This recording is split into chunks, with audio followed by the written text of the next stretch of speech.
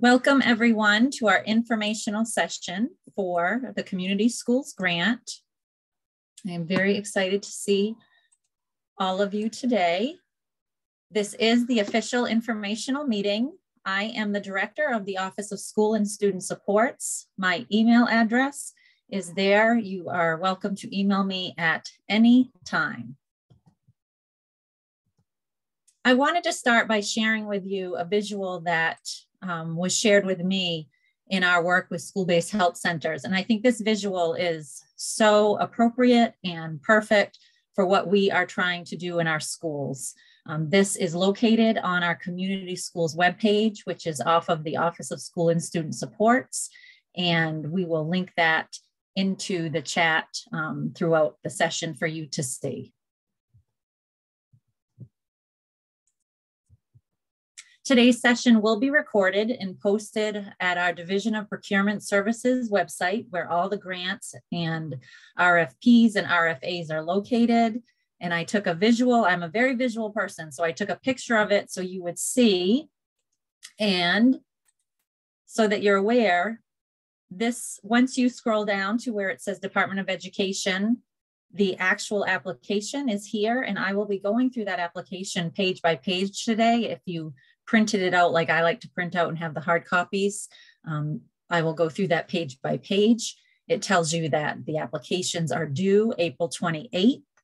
I am your grant coordinator, and any amendments and when questions are answered and placed appropriately, everything you need will be on this webpage.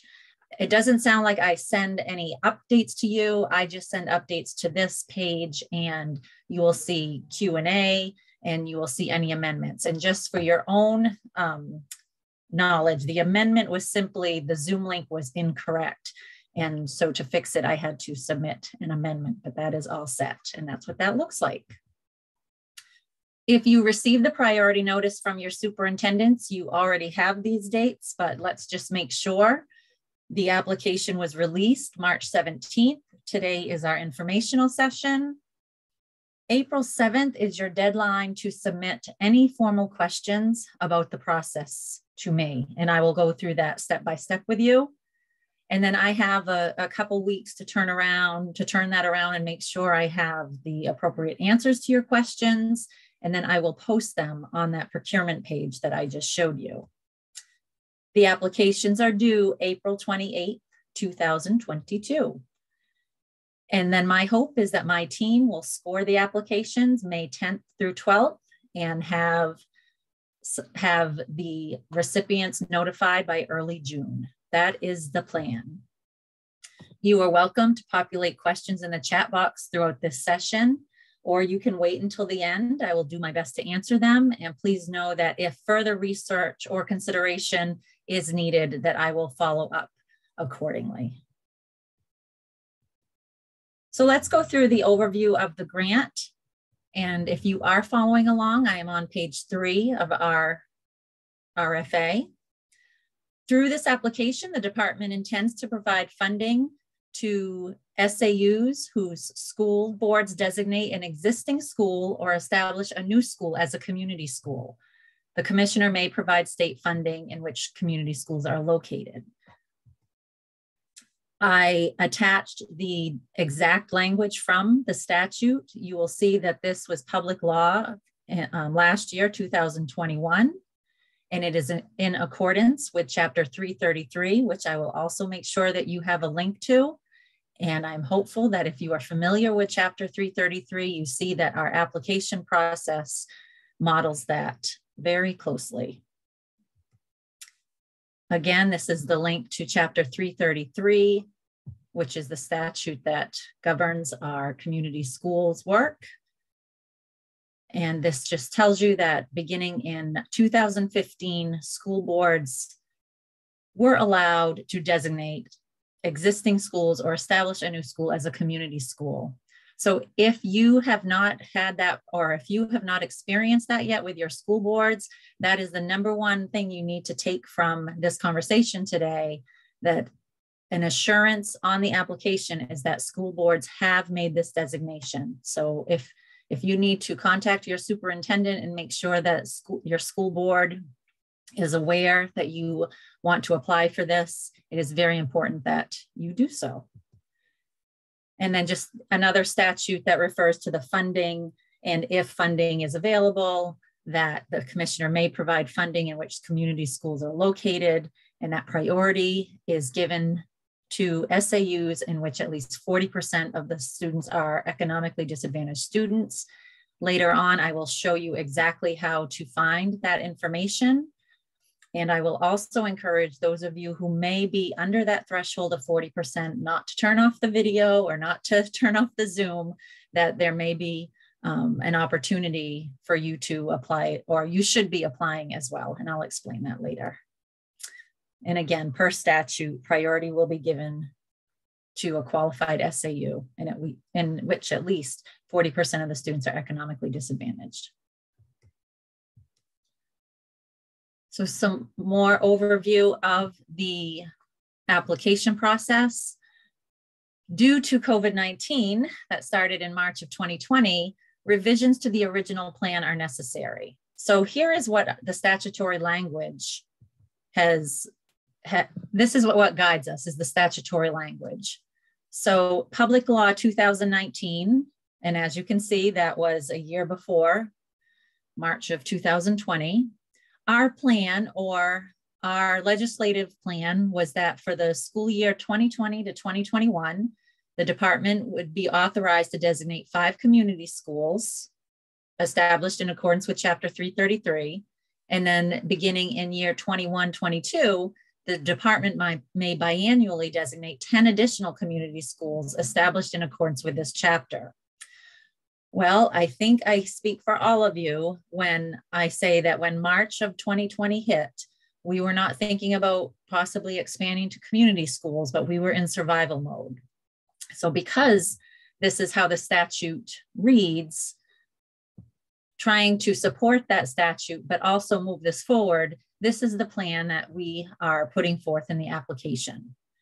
For next school year, which is fiscal year 22-23, the department plans to award up to 4 grants at $50,000 each, with an option to reapply for fiscal year 23-24. This RFA is to serve as notification to previously designated community schools that they are eligible for reapplication for this 2-year process. Successful applicants for the 22-23 award will be eligible to reapply for fiscal year 23-24 following these requirements below.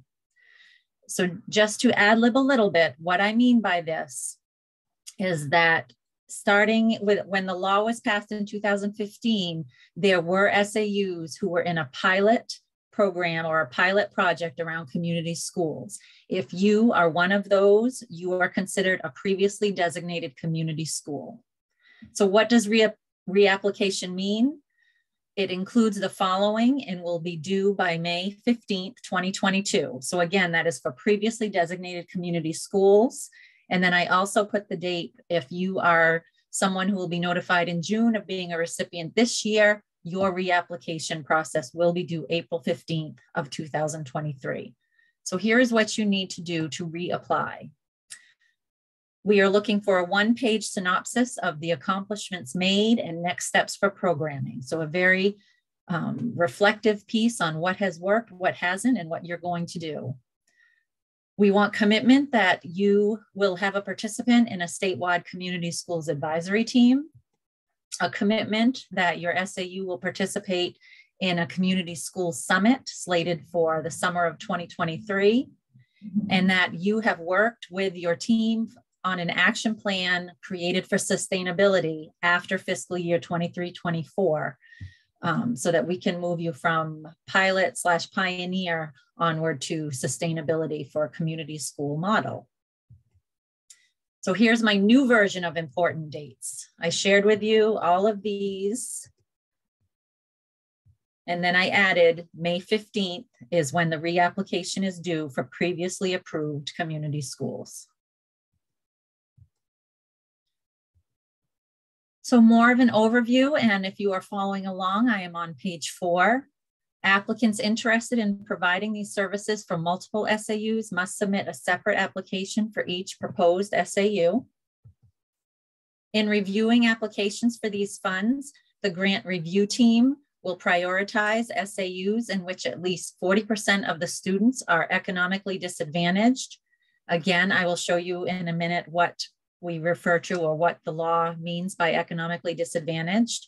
I will tell you that I thought that that was just free and reduced, and I have learned otherwise, and I don't want you to make that mistake.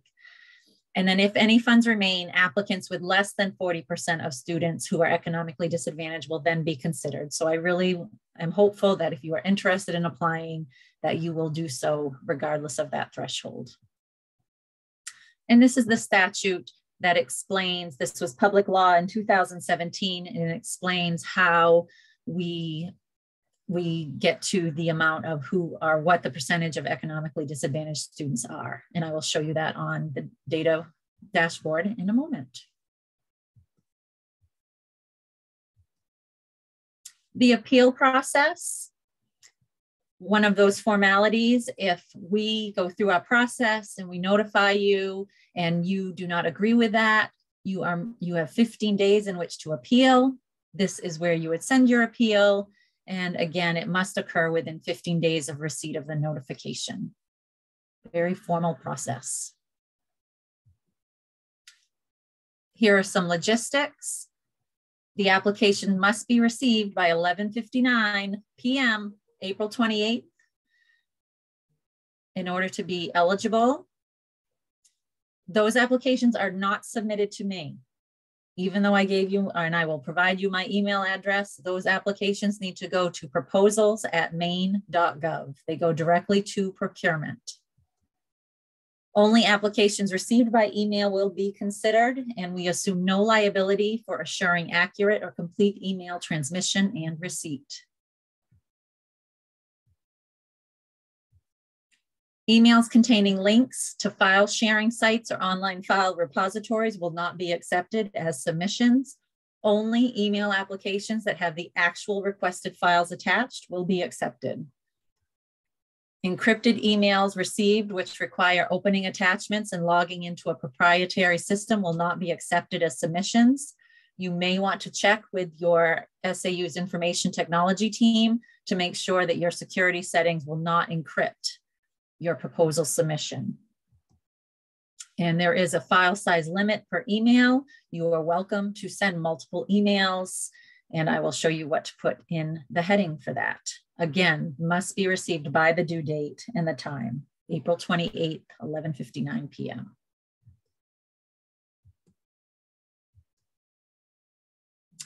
You are to insert the following into the subject line of your email submission: the RFA number, the words application submission, and then your SAU name.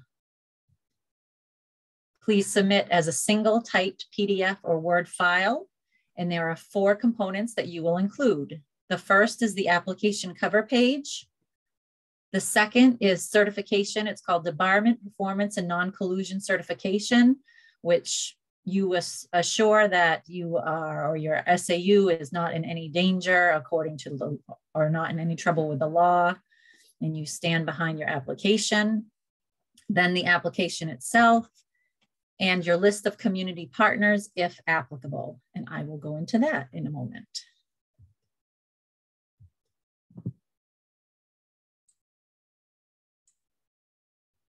To clarify some language for you, I created a 2-page common terms / acronyms, as we all seem to have many terms in our work. The first is clarification on what is meant by a community-based organization.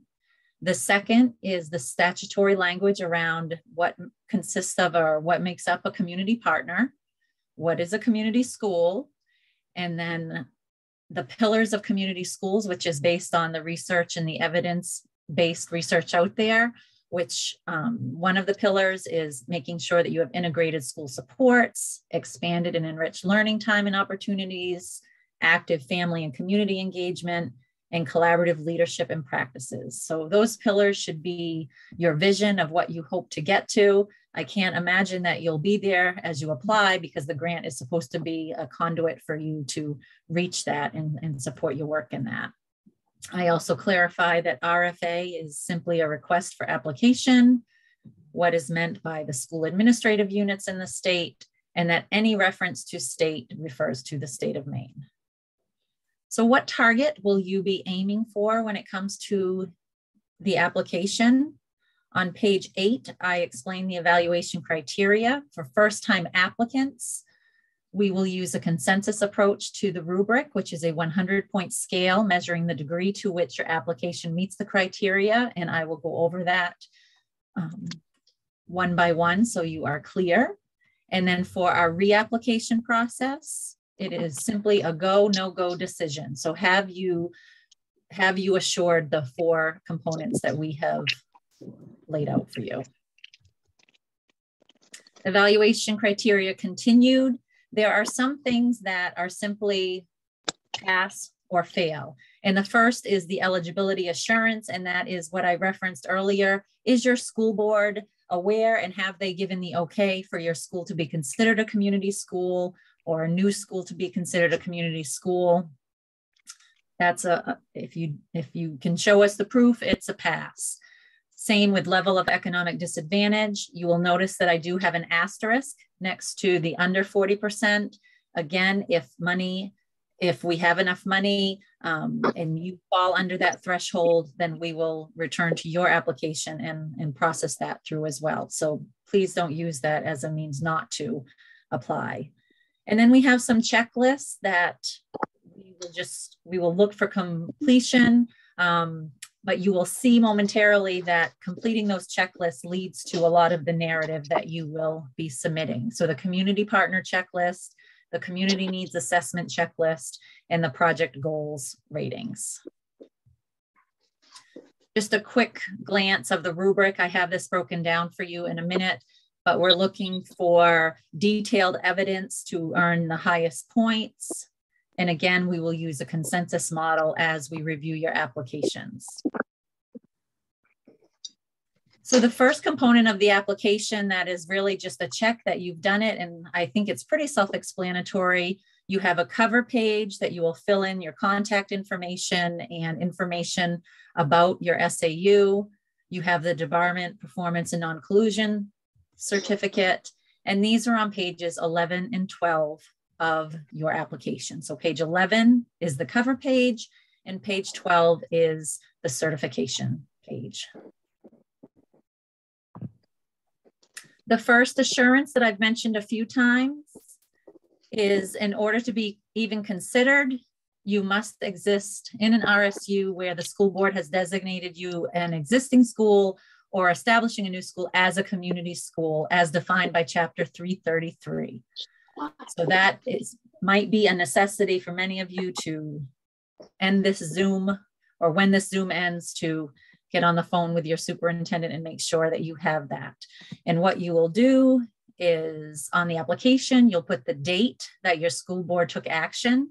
It could have been something that was in place since 2016 when this law first came out, or it could be since then. And then you will simply add a link to your board minutes. So for example, if these were your minutes, this says February 26, 2018. So you would write that date in this box and then insert the link to the minutes for us to access there. The next component is level of economic disadvantage. If you are watching the recording of this informational session, you may want to pause and find this information now. I'm sorry, I can't do that for all of you who are watching live, but I think I've made it pretty easy for you.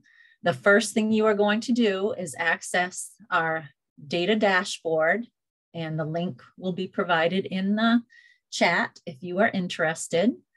So you click on the data dashboard, and what you will do is you will choose the year, which is already, it's defaulted there, 2020-21. You will choose district as your report type and the name of your district. You will then select the box student demographics. And then over to the right, there's a place for economically disadvantaged. Under additional student groups, it's the top data point. And you can see that as a state, our economically disadvantaged number is 37.3%. And then the last thing you will do is you will go back to your application and fill in your percentage in the box provided. The next component of the application is located on pages 13 and 14. And these are where you tell us that you either have a plan for community partners, you have existing community partners, or you are using this grant as a springboard to gain community partnerships. So this language is taken directly from the statute. This is just a sampling of some of the partners. You may be looking for nurse home visitation services. You may be looking to expand teacher home visits. It's an A through W. There are plenty for you to choose from, and even a spot for other. But you also might be using this grant to explore the potential of having community partners. And if that's the case, I have a little checkbox for you to simply check, we have not yet identified community partners.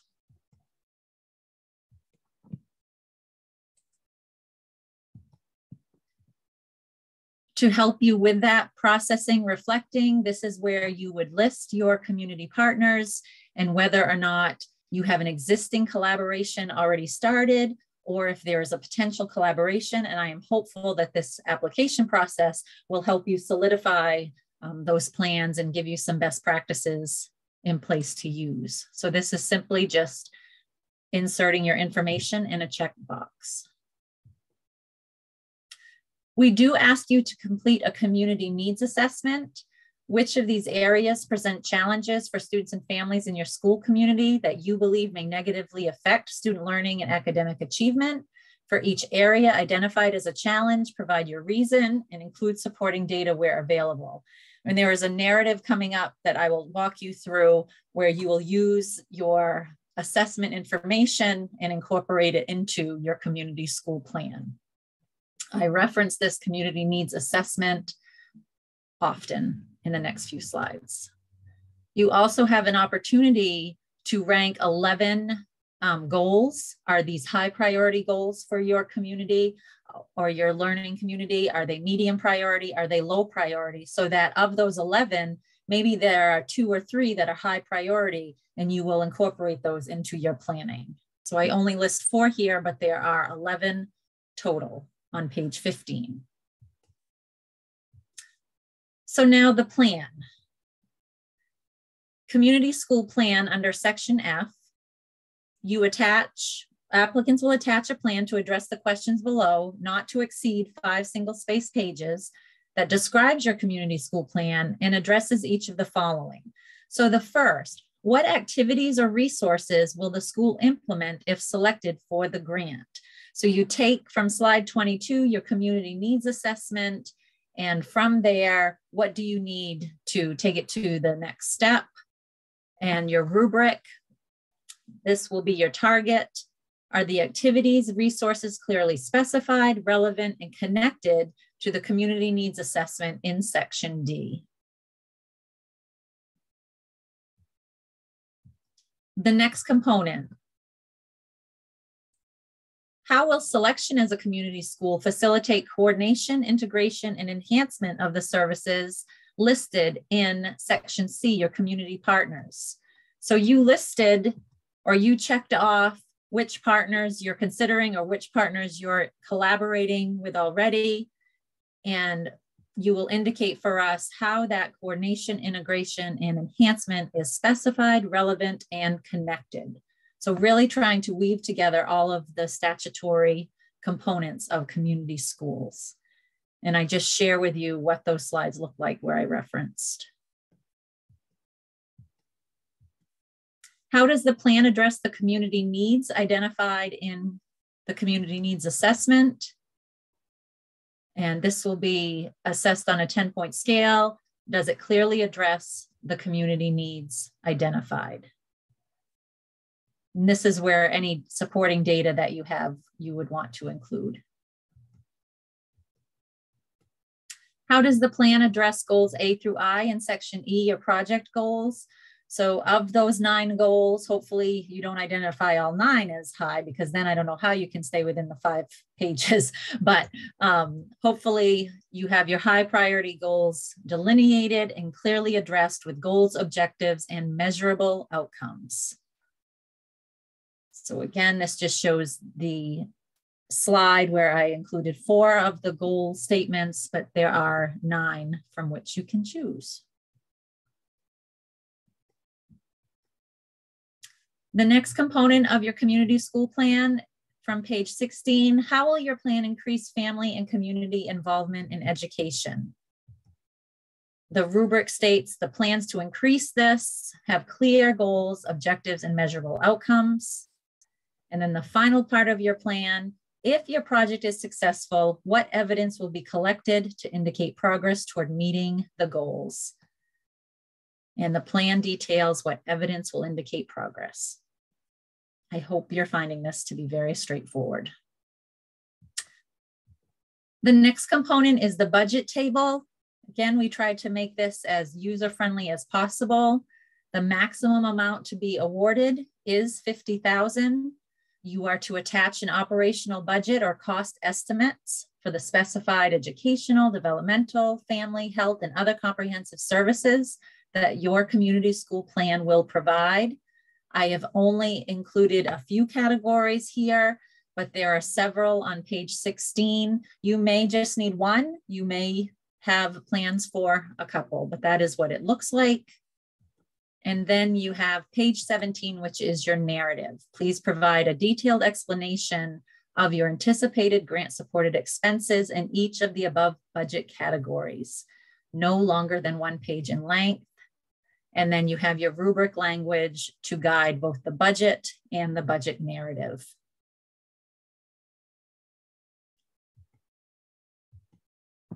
So regarding community partners, we created some forms to help you solidify your partnerships and also to help you clarify your plan. So if you happened to have checked, we have not yet identified community partners, then page 18 of the application is not something that you will complete. It looks like this, where you identify the partners. If you do have existing partnerships, however, this is a table that you will fill out, and we have a few of those and can provide more if needed. So this is really helping you to solidify your planning around your partnerships. And then page 19 is a sample of an assurance that would also strengthen your connection and really strengthen what your community partner sees in your work. So providing that information, and we encourage you to have a memorandum of understanding or a letter of support as well. And we have an incentive for you to do that. And here comes that incentive. We have added competitive priority points to this process. So if your application scores at least 25 points, which is the lowest level of adequate criteria, you are eligible for competitive priority points. The statutory language is what we used as a guide for some of these priority points. And the statutory language is around the audits, that if you were to designate a community school, you could earn, you are still eligible for the grant, but these are the things that you would do after the fact, where you would have to do a needs assessment and make sure that you are headed in the right direction with your plan.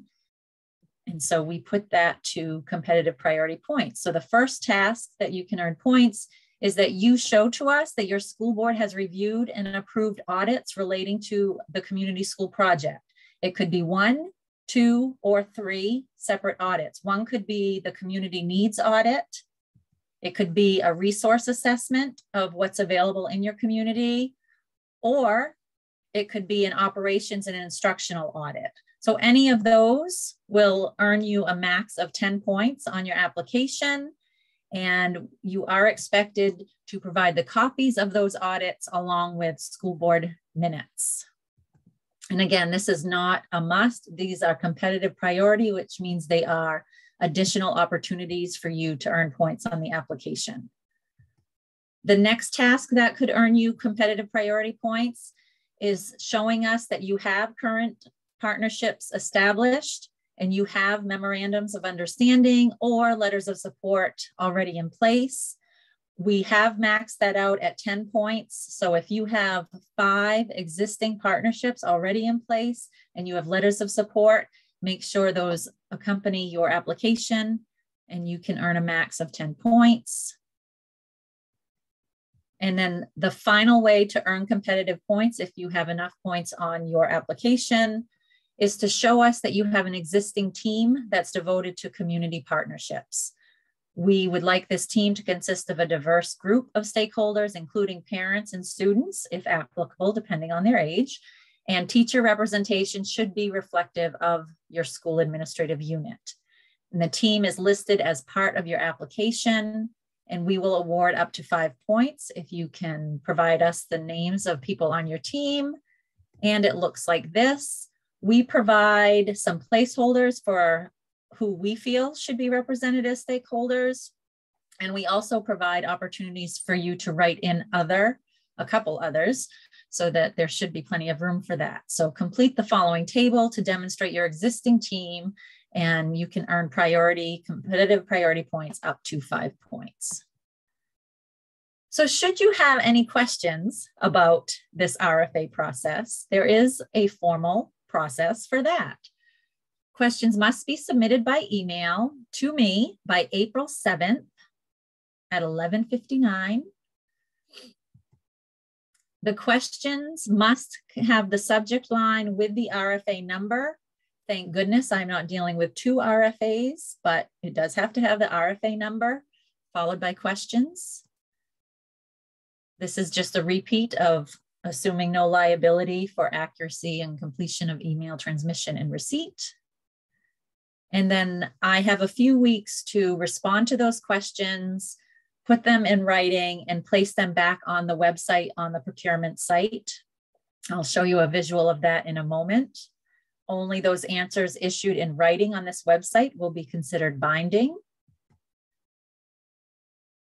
And then I also mentioned to you that any amendments, like as an example, I had to amend the Zoom link and go through a formal process for that, and that is linked as well.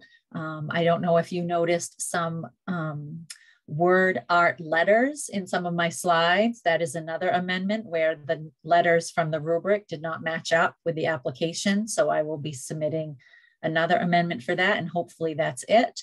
But any of those amendments, it is your responsibility to check that site. So get yourself familiar with this procurement site and make sure that you are checking this area for miscellaneous files. As much as I'd love to email all of you and say, heads up, I made an amendment, by law, it is your responsibility to check this site. Now it is time for your questions, and I will do my best to answer them. What questions might you have of me?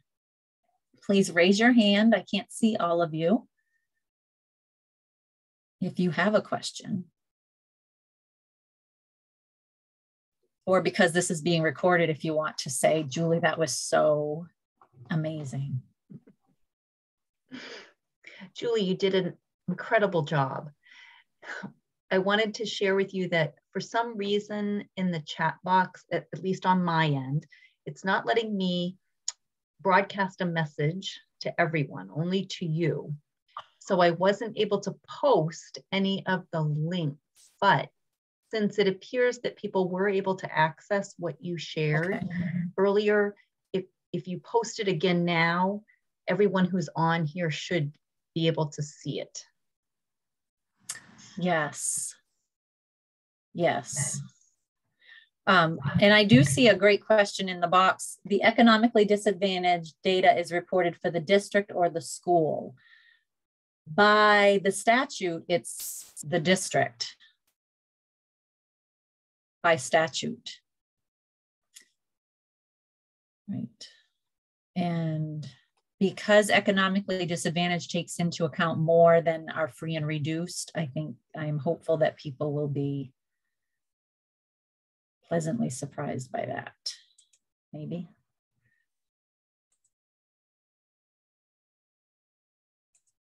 I want to stop share for a minute.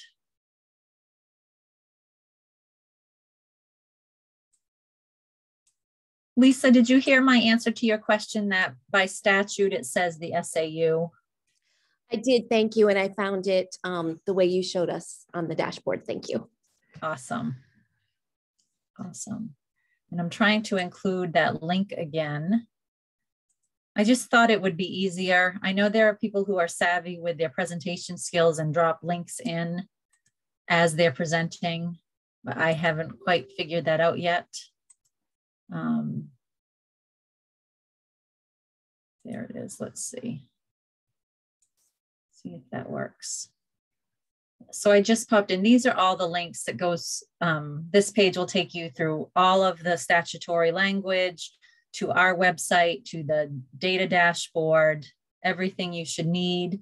I'm going to drop my email in the chat one more time.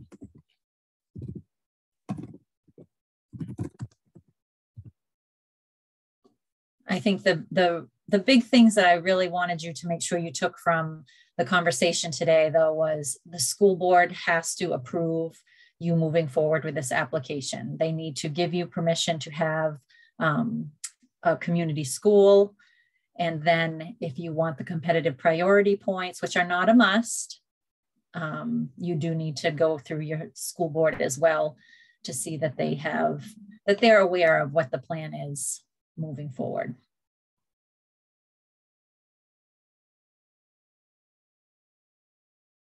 As someone who has written many of these grants, I want you to know that I really tried to make it manageable.